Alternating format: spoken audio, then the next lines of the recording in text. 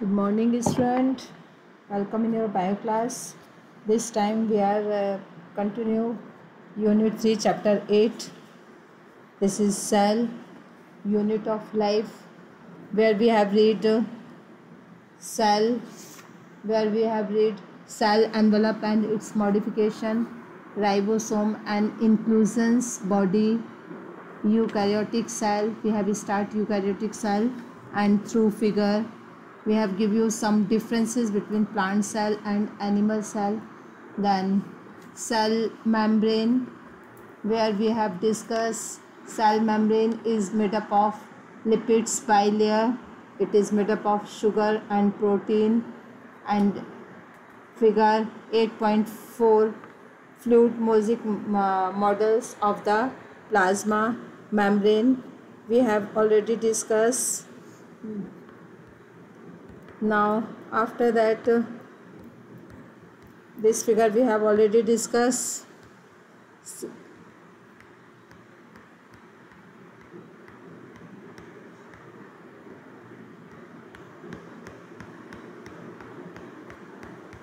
Excuse me, student. We just take out particular points from this chapter.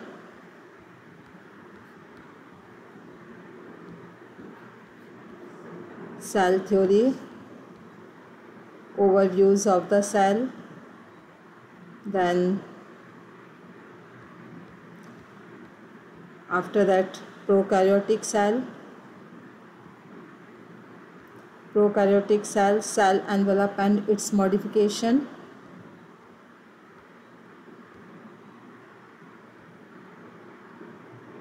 then what is the difference between pili, fimbriae, after that eukaryotic cell,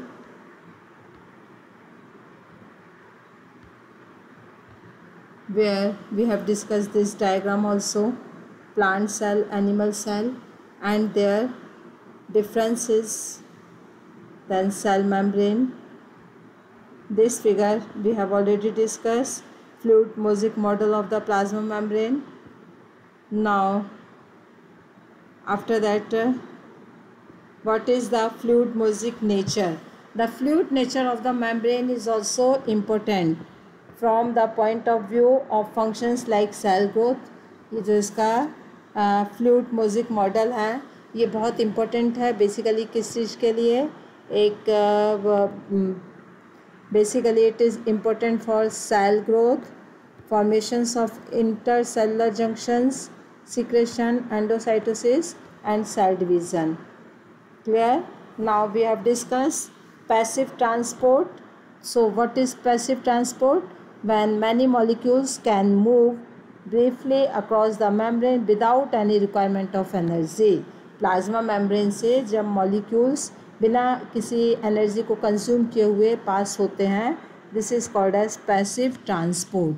neural solutes में move across the membrane and osmosis, इसी में एक आप लोगों ने read किया हुआ osmosis, movement of water by diffusion is called osmosis.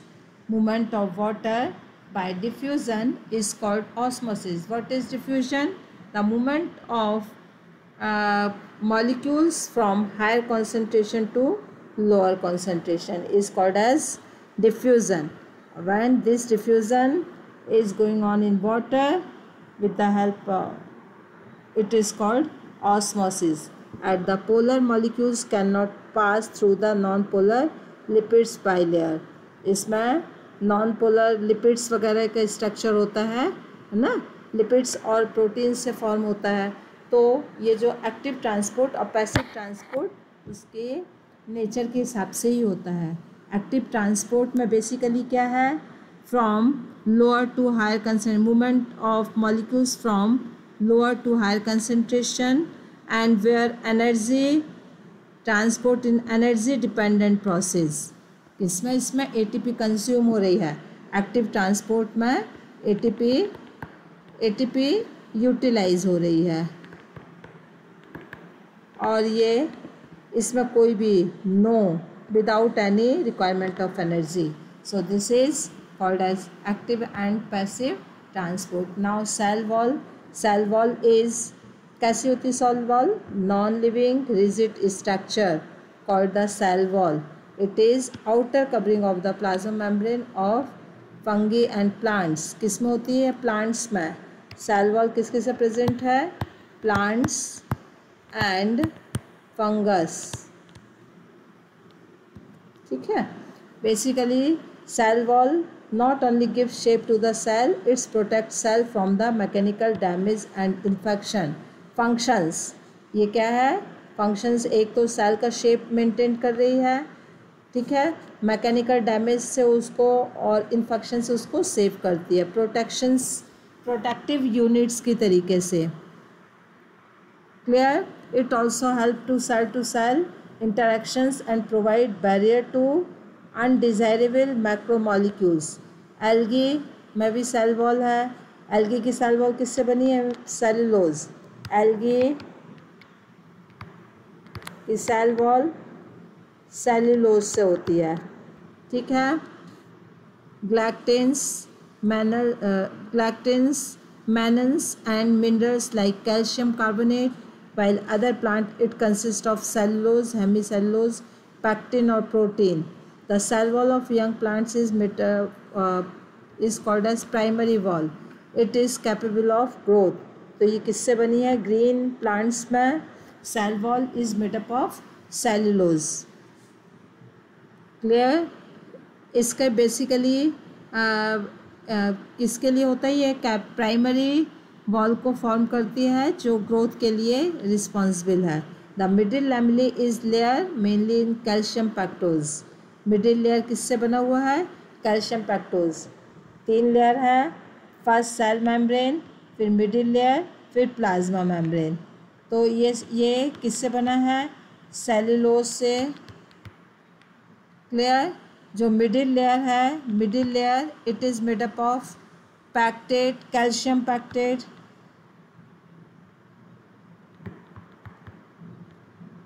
Calcium pectate. Clear. और जो इनर जो लेयर होती है प्लाज्मा मेम्ब्रेन, ये प्रोटीन लिपिड से, प्रोटीन लिपिड्स, और सबके फंक्शंस अलग अलग हैं. ठीक है. तो 3 मिडिल लेयर, आउटर लेयर और इनर लेयर, 3 लेयर्स होती हैं. क्लियर. एक और इसमें टर्म्स आया है प्लाज्मोडेस्माटा.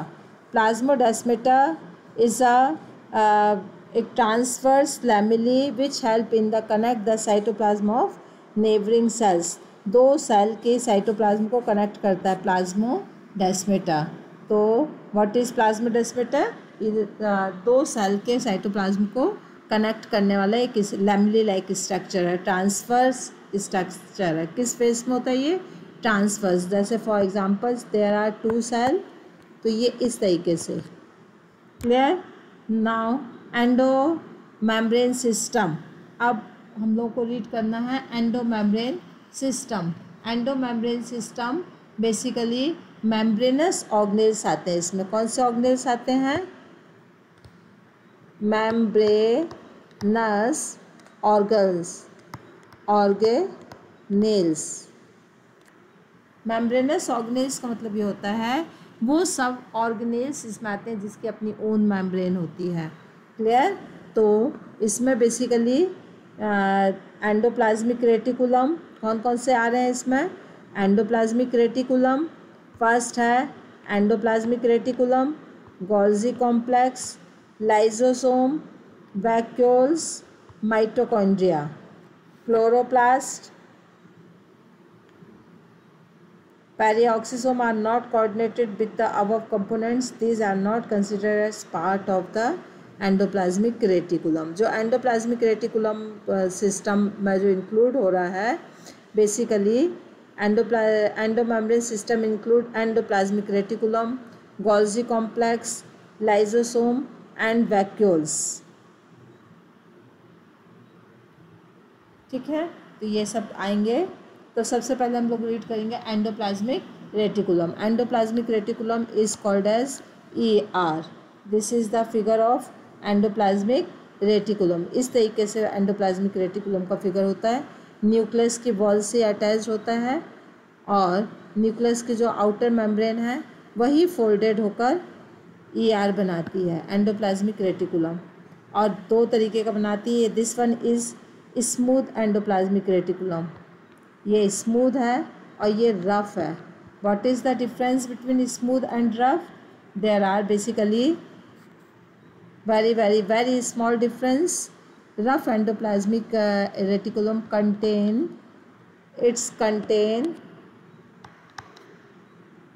दिस वन, ये स्ट्रक्चर कंटेन कर रहा है। ये क्या है? ये स्ट्रक्चर जो छोटे छोटे से बॉल्स के फॉर्म पर है, राइबोसोम। एंडोप्लाज्मिक रेटिकुलम क्या प्रोवाइड कर रहा है? Ribosome. Clear student? Smooth endoplasmic reticulum, no ribosome, no ribosome. Clear? कोई इसमें राइबोसोम नहीं होता है। स्मूथ एंडोप्लाज्मिक रेटिकुलम में नो राइबोसोम, और रफ एंडोप्लाज्मिक रेटिकुलम में राइबोसोम्स होता है। Clear? Endoplasmic ER often show ribosome attached to their outer surface. The endoplasmic reticulum bearing ribosome on their surface is called RER. RER, ये है SER, smooth endoplasmic reticulum, ये rough endoplasmic reticulum. Clear? ये किस में ज़्यादा होता है? RER, rough endoplasmic reticulum, frequently observed in cell actively involved in protein synthesis. जो सेल प्रोटीन सिंथेसिस में इन्वॉल्व होती हैं उनमें RER ज़्यादा होता है। They are extensively and continuous with the outer membrane of the nucleus. Nucleus के outer membrane से अटैच्ड होता है। दिस वन इज़ न्यूक्लियस, और इसके जो आउटर मेम्ब्रेन है इस तरीके से स्ट्रक्चर फॉर्म करती है, न्यूक्लियस के आउटर मेम्ब्रेन। ठीक है? और जब ये एंडोप्लाज्मिक इसमें इस तरीके से स्ट्रक्चर शो होता है तो ये RER है, और ये without endoplasmic reticulum SER। Clear? तो ये बेसिकली क्या है? Outer layer of the nucleus. Now next one is Golgi apparatus. Golgi apparatus first time is observed by Camillo Golgi, और उन्हीं के नेम पर Golgi apparatus है। It is densely stained reticulum structure.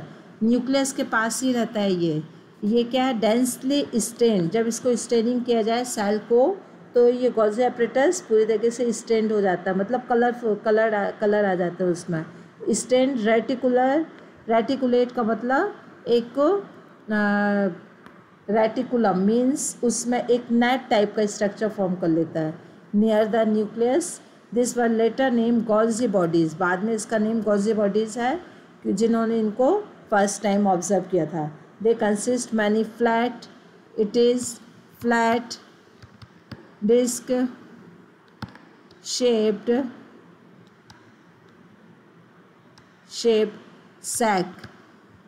sac means एक ये sac like structure, this one sac like structure, और cisternae,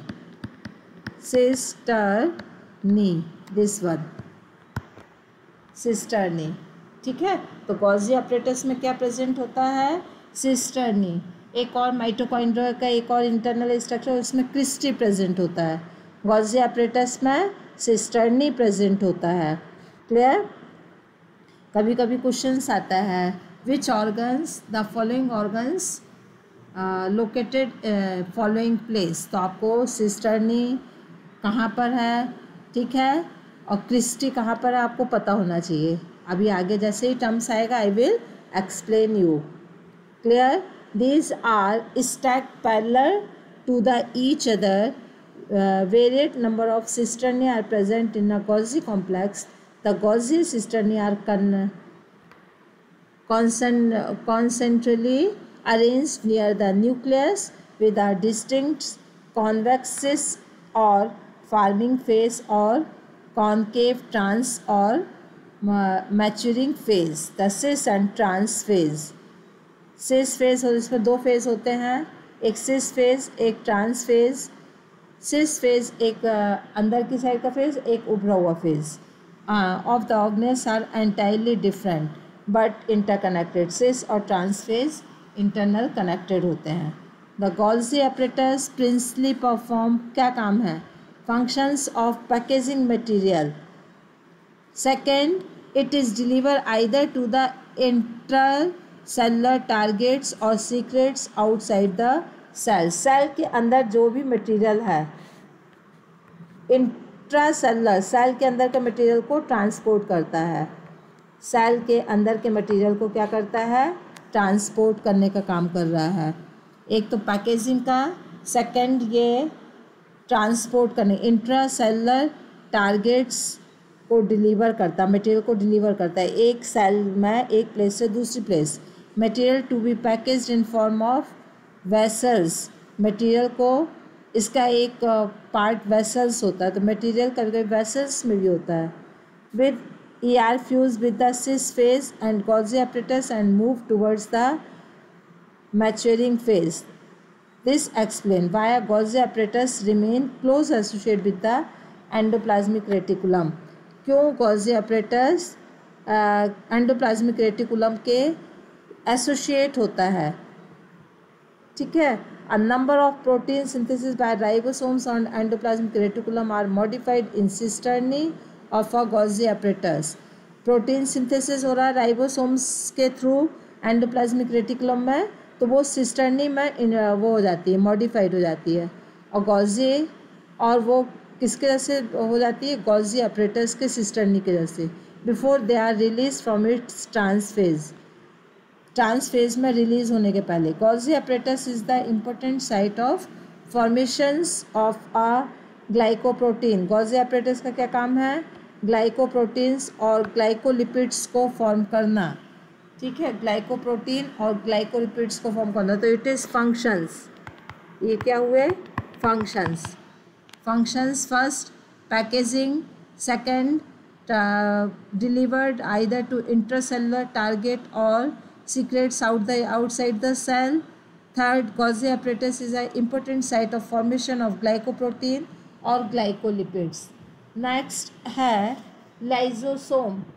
lysosome, it is membrane bound vesicular structure formed by the process of packaging। और किससे बन रहा है ये लाइजोसोम? गोल्जी से, गोल्जी apparatus से।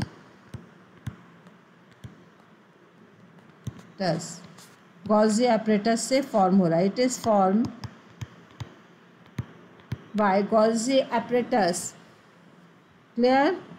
The isolated lysosome vesicles have been found to be very rich in almost all type of hydrolytic enzymes.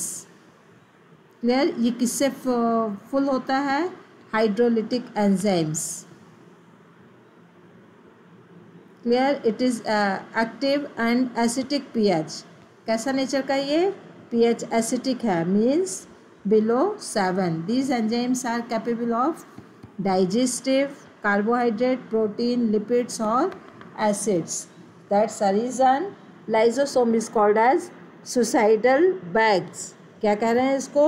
suicidal bags, क्योंकि ये कार्बोहाइड्रेट, प्रोटीन, लिपिड्स और न्यूक्लिक एसिड्स को डाइजेस्ट कर लेती है। इसमें डाइजेस्टिव एंजाइम्स होते हैं।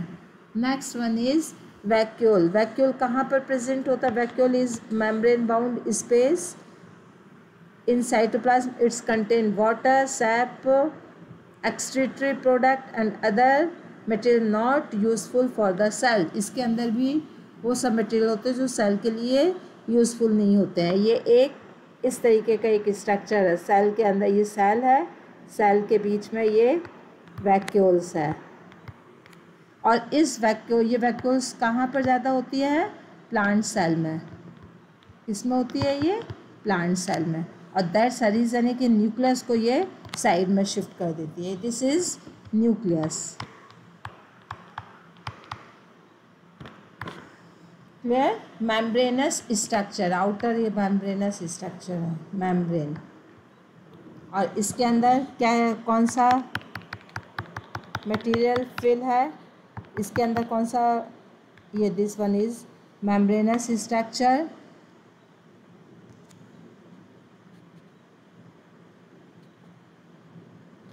membranous structure, clear, or the material which is present inside, basically यहाँ पे जो membrane material होता है वो it's contain water, sap, clear, excretory product,